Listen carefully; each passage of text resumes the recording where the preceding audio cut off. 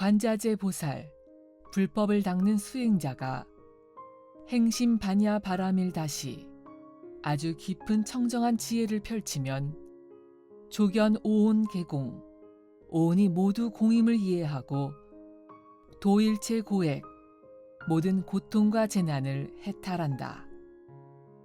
사리자, 깨달은 사람이여. 색불이공, 공불이색. 색은 공과 다르지 않고 공은 색과 다르지 않다. 색즉 시공, 공즉 시색. 색이 바로 공이고 공이 바로 색이다. 수상행식, 역부여시.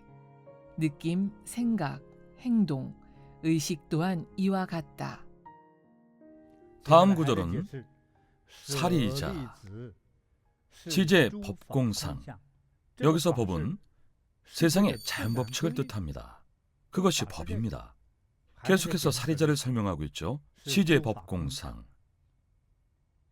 공은 비어있다는 뜻입니다. 불생불멸. 불구부정. 불생불멸은 뜻이 명확하니 해설하지 않겠습니다. 멸은 죽음을 의미하죠. 생하지도 멸하지도 않고 본디 존재한다. 그것을 인식한 순간 여러분도 그렇게 됩니다. 여러분도 불생불멸의 상태가 됩니다. 불구부정은 깨끗하지도 않고 더럽지도 않다는 뜻입니다. 공의 상태이기 때문이죠. 다음은 부중불감입니다. 공의 상태이기 때문에 크기도 무게도 없어서 공간을 차지하지도 않습니다. 본래부터 공이었기 때문에 공간도 차지하지 않고 부피도 없고 무게도 없으니 늘어나고 줄어들 필요도 없죠. 영원히 큰 옷과 작은 옷을 따질까요? 조상님께 옷을 바칠 때 옷이 작다고 타박하시는 조상님은 거의 없습니다. 영혼은 모든 크기의 옷을 다 입을 수 있습니다. 영혼은 머리카락처럼 가늘어질 수도 있고 코끼리보다 커질 수도 있고 산보다 거대해질 수도 있습니다. 모두 가능하기 때문에 어떤 옷을 입더라도 잘 맞습니다. 질량의 개념이 없으니까요. 사리자, 깨달은 사람이여. 시제법 공상, 불생불멸. 모든 자연법칙은 공이므로 생기지도 멸하지도 않고 불구부정, 부중불감. 더럽지도 깨끗하지도 않으며 더하거나 줄지도 않는다. 다음 구절은 시고 공중무색입니다. 시고 공중무색. 공은 비었다는 뜻입니다. 공간과 공의 본질이죠. 무색에서 색은 물질입니다. 진정한 공의 상태이기 때문에 물질도 형상도 없고 아름다움과 추함도 없고 가난과 부귀도 없습니다. 게다가 수상행식도 없습니다. 수상행식은 인간의 몸을 바탕으로 합니다. 일단 인간의 몸이 있어야 느낌, 행동, 상상, 생각, 의식도 생기는 법입니다. 텅 비어있다면 의식이 생길 수 있겠습니까?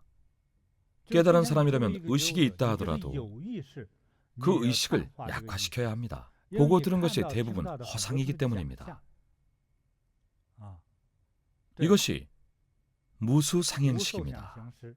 다음 구절은 무한입이 설신의입니다. 우리는 각수가 있고 더욱 안타까운 것은 오간이 있습니다. 눈, 귀, 코, 혀, 몸, 의식, 감각이 있습니다. 그러나 여기서는 무색, 성향, 미촉법, 물질, 소리, 향기, 맛, 감촉, 생각이 없다고 합니다. 눈, 귀, 코, 혀, 몸, 의식이 사라지면 신체와 감각기관, 그리고 오간도 사라지기 때문에 그로 인해 발생하는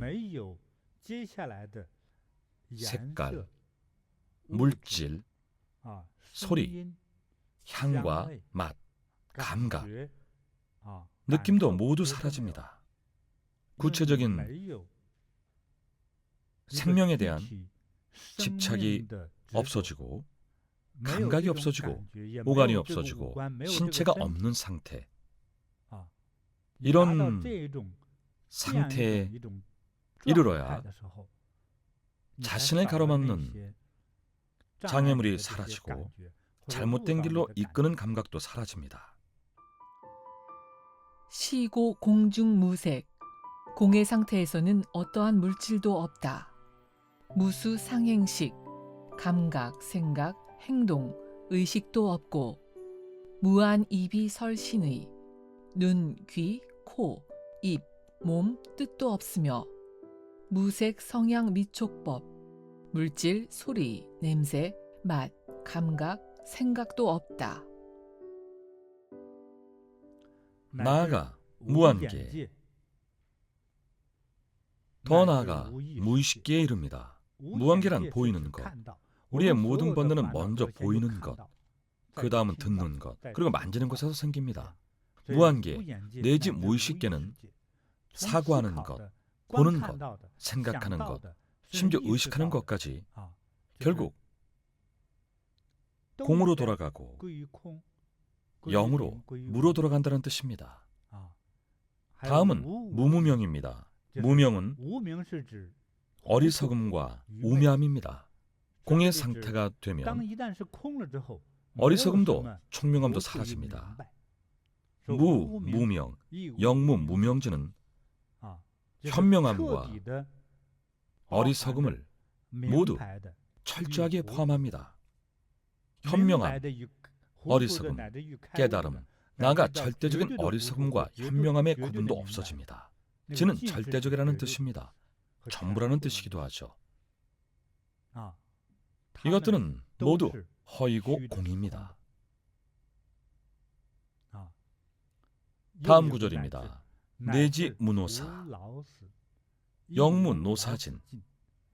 내지 무노사에 담긴 뜻은 그리고 늙음과 죽음이 없다는 것입니다. 생로병사에서의 늙음과 죽음도 모두 공입니다. 생명의 상태와 흔적이 사라진 상태입니다. 깨달은 사람의 입장에서 본다면 여러분이 나이가 들었다고 각수가 없어지고 망상이 없어질까요? 있습니다. 그래서 뒤집어서 표현했습니다. 늙음과 죽음을 포함합니다. 공은 늙음도 죽음도 없다는 뜻입니다. 두 가지 의미가 다 포함된 개념입니다. 무한계 내지 무의식계, 보는 것에서 나아가 생각하는 것도 모두 없고 무무명, 영무무명진, 어리석음과 현명함의 경계도 모두 없으며 내지 무노사, 영무노사진, 늙음과 죽음 또한 없다. 무고진멸도. 인생은 고통스럽습니다. 인과가 얽히고 설켜서 인생이나 꿈이 망가질 수도 있기 때문에 부처님께서는 삶의 고통은 모두 그럴 만한 이유가 있다고 말씀하셨습니다. 여기서는 이런 이유들이 모두 없다는 뜻입니다. 오온이 공하다는 것을 꿰뚫어보면 이 모든 것이 없는 것과 같습니다. 전부 없습니다. 무지, 영무득은 앞구절과 대꾸를 이루고 있죠. 앞에서 나온 무명은 지혜가 없다는 뜻입니다. 여기서 다시 특별히 무지, 영무득을 언급했습니다.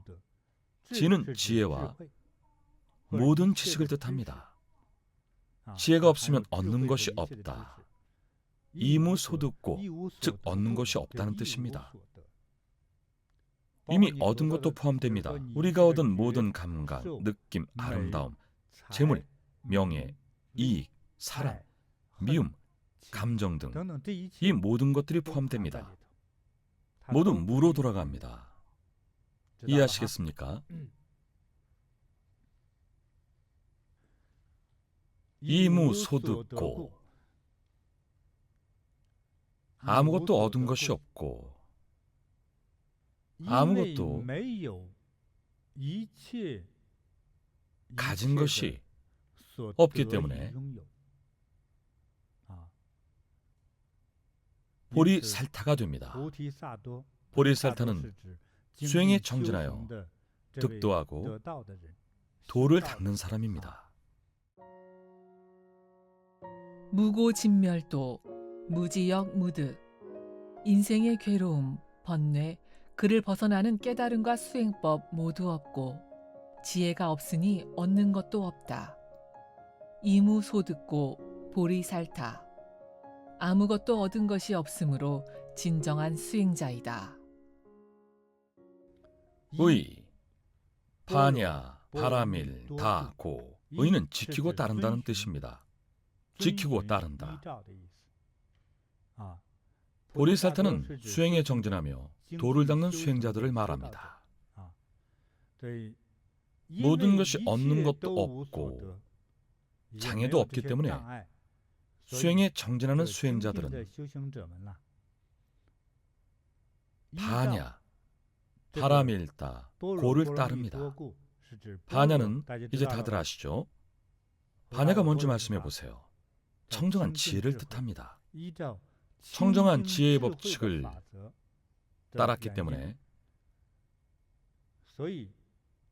새로운 상태에 들어섭니다. 그것이 바로 심무괴애입니다. 괴를 설명하자면 근심하다는 뜻입니다. 사랑하기 때문에, 좋아하기 때문에, 정이 들었기 때문에 걱정하고 염려합니다. 이러한 걱정과 염려가 마음속에 장애물을 만듭니다.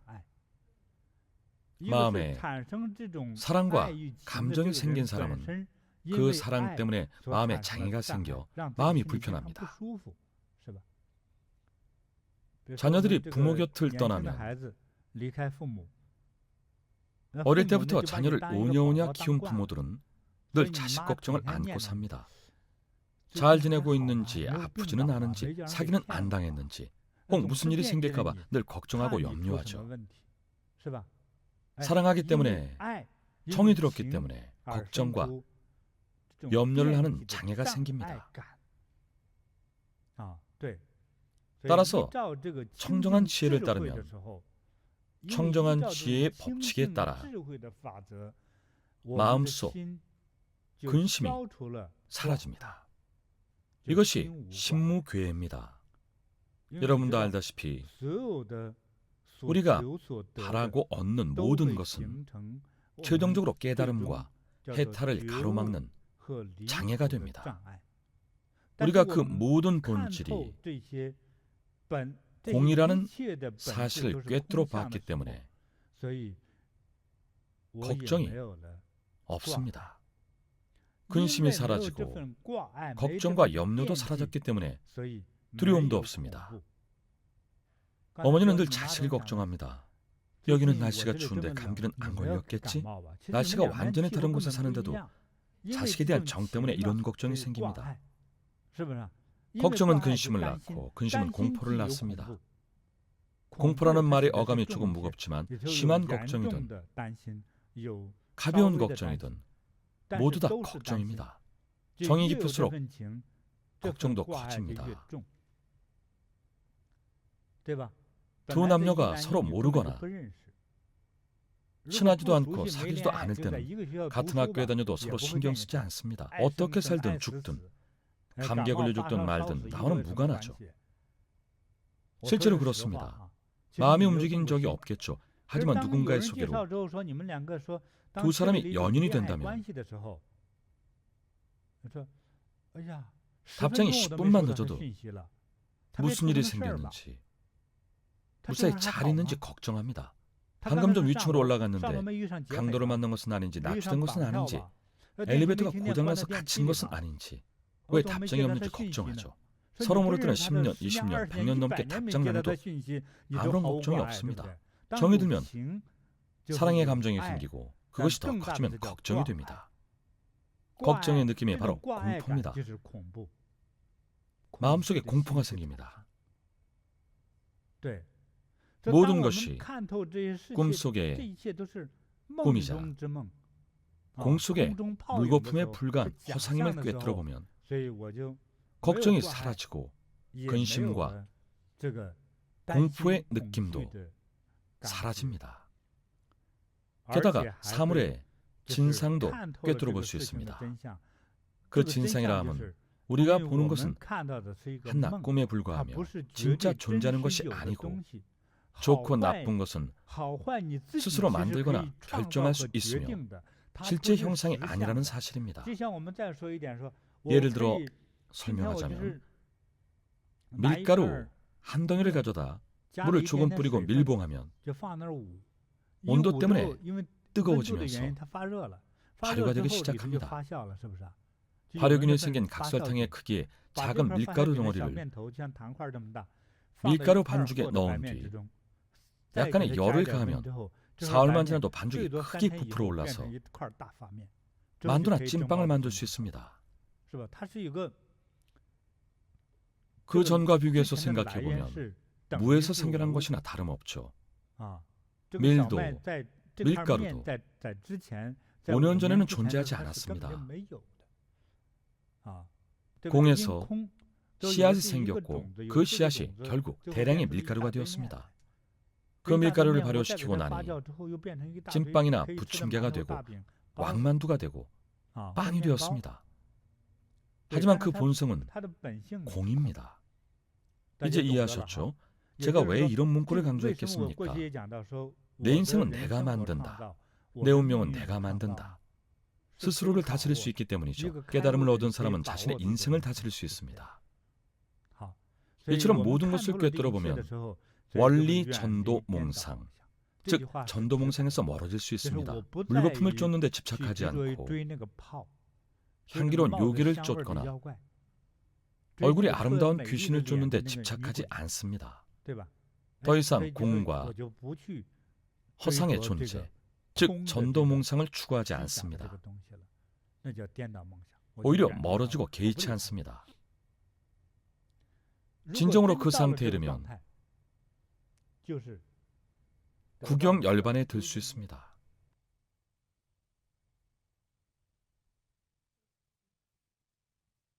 구경은 철저하게, 명확하게, 정확히 알았다는 뜻입니다. 열반은 불생불멸의 상태입니다.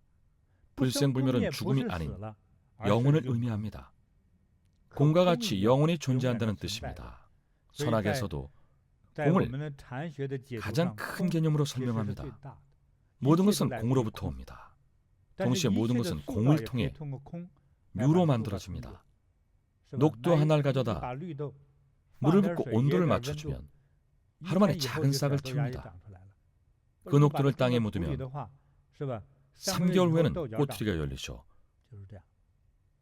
녹두는 공에서 유가 되고 자랐다가 다시 멸합니다. 영혼이 존재하지는 않습니다. 영원하지 않다면 열반이 아닙니다. 열반은 생명의 영원한 상태를 가리킵니다. 불생불멸인데도 존재한다고 할 수 있을까요? 존재합니다. 부처님은 인간 세계를 떠나셨고 육신도 이미 화장했는데 여전히 존재하실까요? 존재하십니다. 열반에 드신 겁니다. 왜 죽었다고 말하지 않을까요? 부처님은 죽은 것이 아니라 새로운 생명의 상태를 얻으셨기 때문입니다. 어떤 생명일까요? 예전에 도리천에 대해 말한 적이 있는데 수명이 몇 년인지 기억합니까? 3600만 년입니다. 3600만 년이나 됩니다. 미륵처럼 2억 년이 넘습니다. 모두 육도윤회 내에 있는 세계입니다. 육도윤회를 벗어나면 영원한 존재가 됩니다. 우주의 공과 하나가 됩니다. 그것이 바로 영원입니다. 천천히 이해해 봅시다. 경전의 뜻은 이렇습니다. 이것을 이해하면 오온을 제대로 인지하는 데 큰 도움이 될 겁니다. 의 반야바라밀다고 신무괴에 청정한 지혜의 법칙을 따르면 마음속 근심이 사라지고 무계애고 무유공포 근심 걱정이 없고 두려움이 없어지면 원리전도몽상 구경열반 무명과 번뇌로 인한 잘못된 견해에서 멀어져 철저히 열반에 든다. 이어서 그 중요성에 대한 설명이 시작됩니다. 전반부는 상태를 묘사했고 이어서 그 중요성을 설명합니다. 3세 모든 부처님은 모두 청정한 지혜의 방법에 따라 깨달음을 얻으셨습니다. 이 구절의 뒷부분인 드간 욕다라 삼약 삼보리는 깨달음을 의미하며 열반을 의미하기도 합니다. 그래서 이렇게 참여합니다.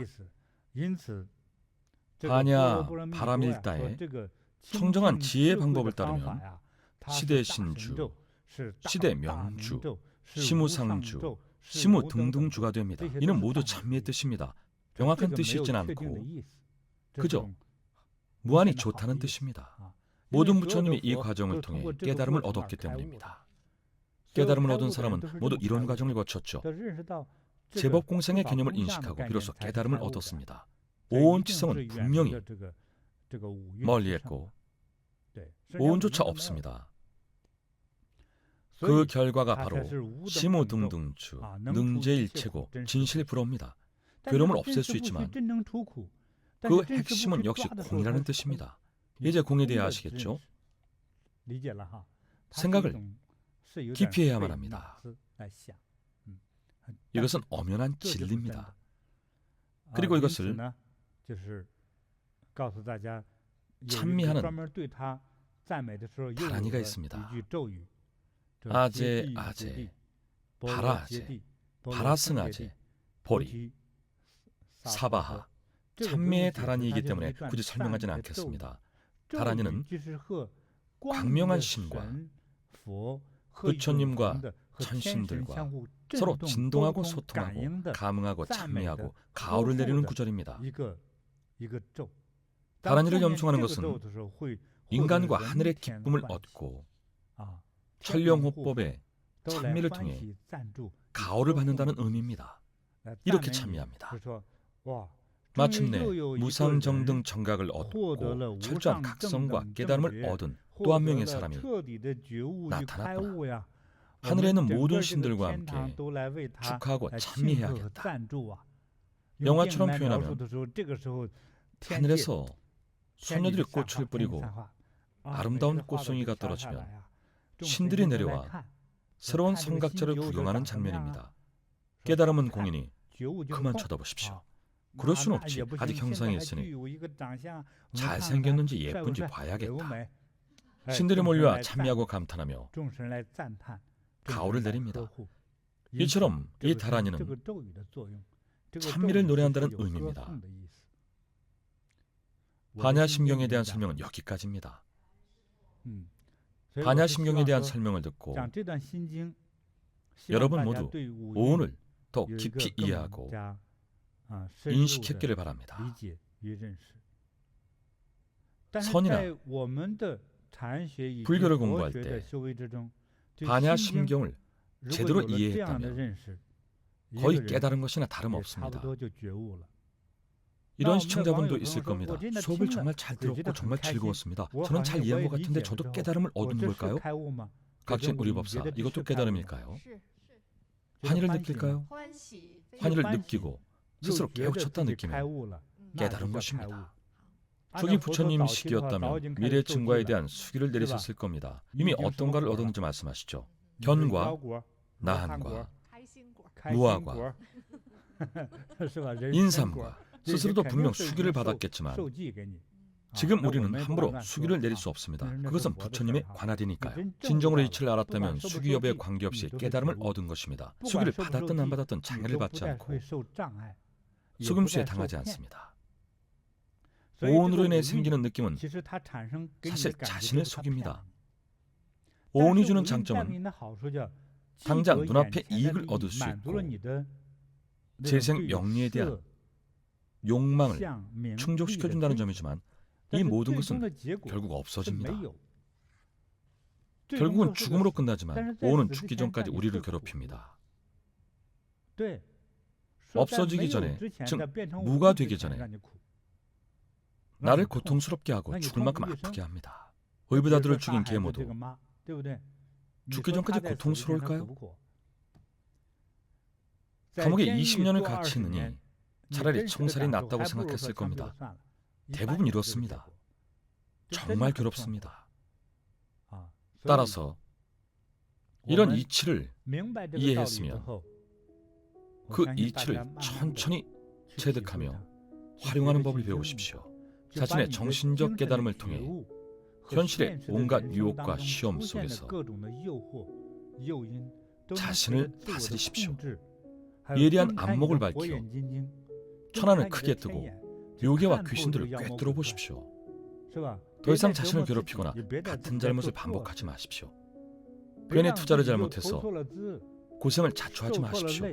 자신의 사리사욕을 채우고 남에게 피해를 주는 행동은 사실 자신을 힘들게 하고 갈등과 고통에 빠지게 합니다. 사랑하는 사람들까지 힘들게 하죠.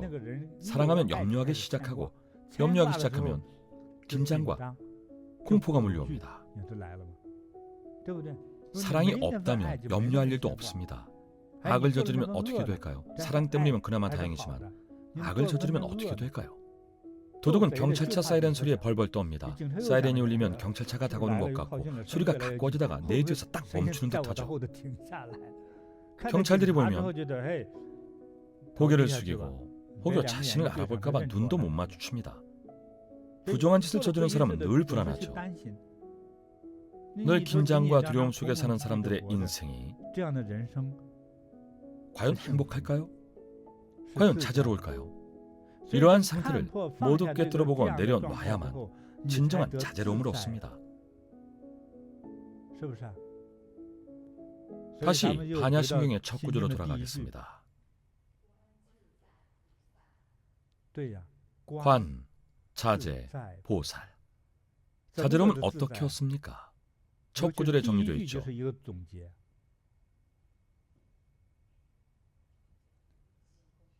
그렇습니다. 조견 오온 개공. 모든 고통과 재난을 물리치고 극복한다는 뜻이죠. 모든 것은 본디 없는 것인데 스스로의 마음이 막무가내로 색을 만들어낸 겁니다. 망상과 망념으로 생긴 것입니다. 꿈속의 꿈입니다.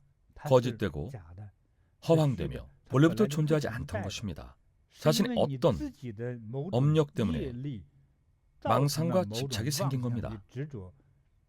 그래서 수많은 텅 빈 허상을 쫓고 상처를 주는 형상을 쫓습니다. 눈앞의 것이 자신에게 이로운 줄만 여깁니다. 내가 쫓던 것은 원래부터 나에게 상처를 줄 뿐입니다. 이러한 이치를 깨닫는 순간 비로소 생기지도 멸하지도 않고 깨끗하거나 더럽지도 않고 더하거나 덜하지도 않습니다. 무명과 번뇌에서 멀어지고 두려움도 사라져 비로소 크나큰 자제로움을 얻을 수 있습니다.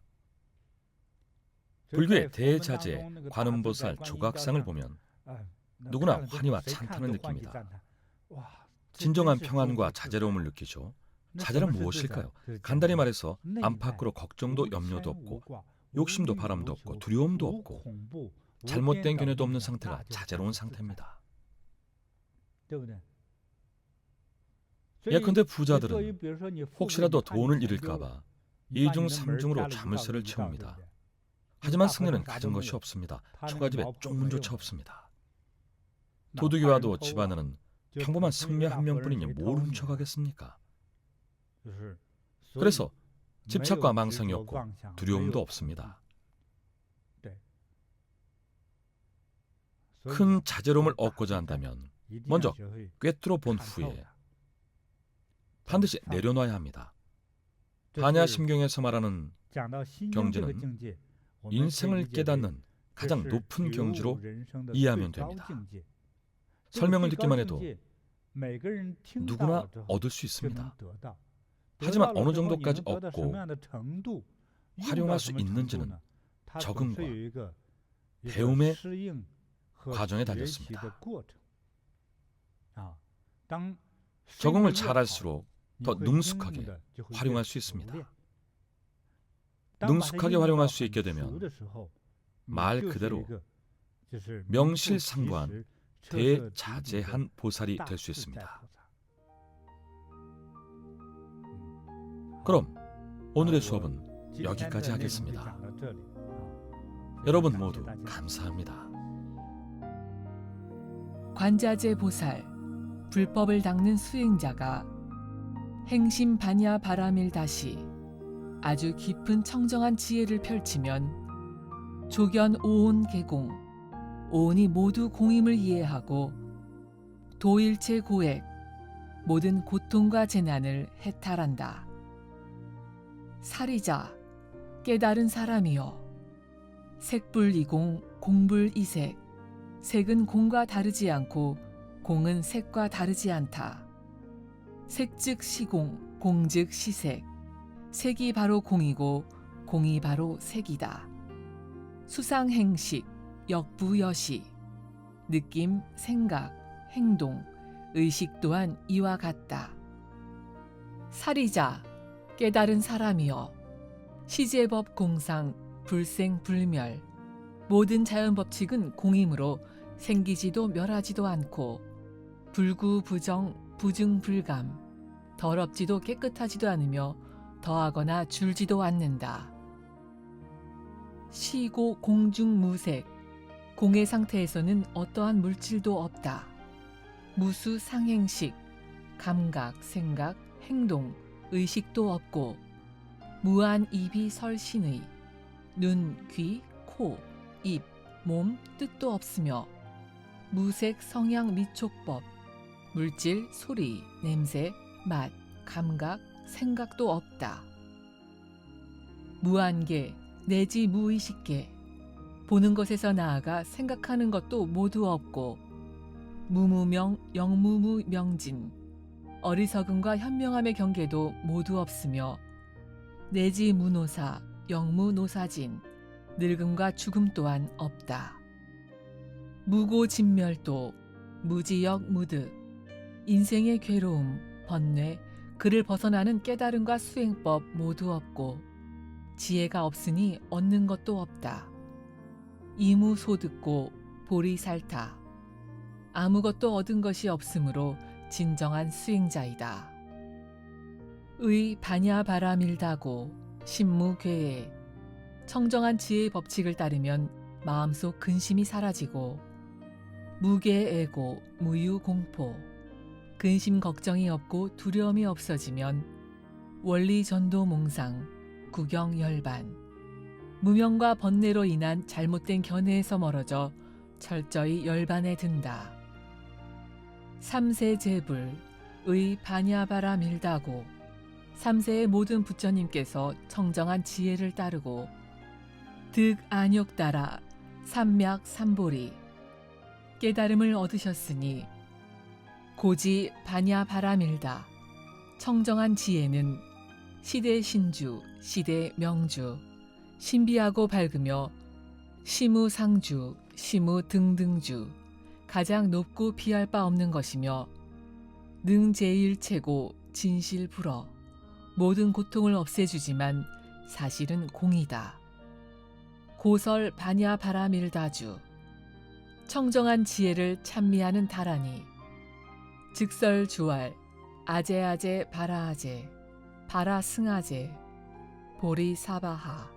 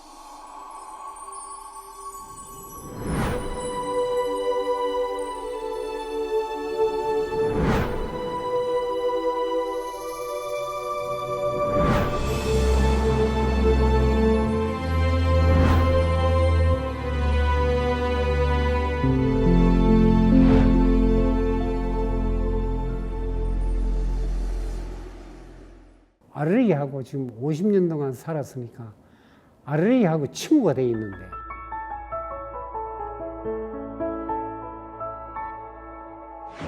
온도에 아주 민감한 이 아르레이를 앓고 있었습니다.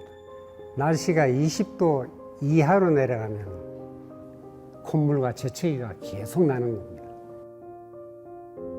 맹물, 이런 물처럼 그냥 계속 쏟아지는 줄줄줄 소리. 그러니까 손수건을 코에 막고 일을 했다고요. 여름에는 에어컨을 못 틀죠. 그럼 내가 올 여름에 그래 더웠지만 에어컨 한 번도 안 틀었어요. 집에 에어컨도 있고 이러지. 냉면은 먹었다 하면은 그대로만 막 재채기가 나오고 또 시작하는 거예요.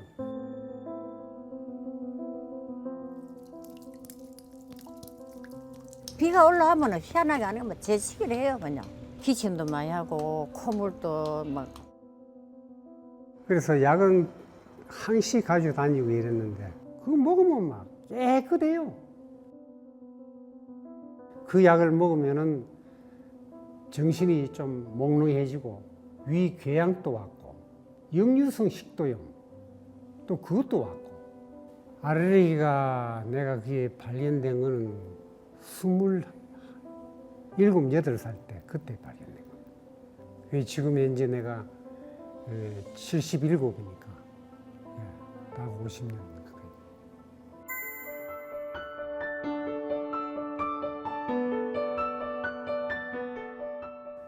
8개월 하고 10개월 돼가지고 이제 여름 지나고 이제 그때 살랑해질라 할 텐데 이거를 한번 끊어봐야 되겠다. 한 이틀 지나도 괜찮고 3일 지나도 괜찮고 일주일 가도 괜찮고 한 달 가니까 괜찮은 거래요. 선생님 그러면 혹시 요새 냉면도 드세요? 냉면도 먹어요. 난 주로 막 비빔냉면인데 나 자신도 깜짝 놀랐어요. 이게 이렇게 될 수 있나? 알레르기 약을 안 먹으니까요. 머리도 엄청 맑아져요. 속도 편해지고 이래서 참 감사하게 생각합니다. 나와야지. 그거 안 나오면 그거 못 먹고 또 밥을 안 먹는 것처럼 말이지. 그런 한의 느낌이 들고 그래요. 아, 기심제식이. 아, 그건 전혀 안 해요.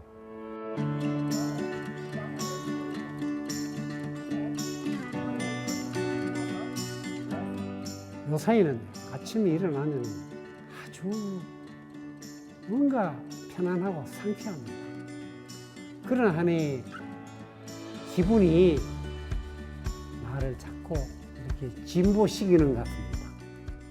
우리 늙어가는 것이 아니라 할배에 익어가는 겁니다.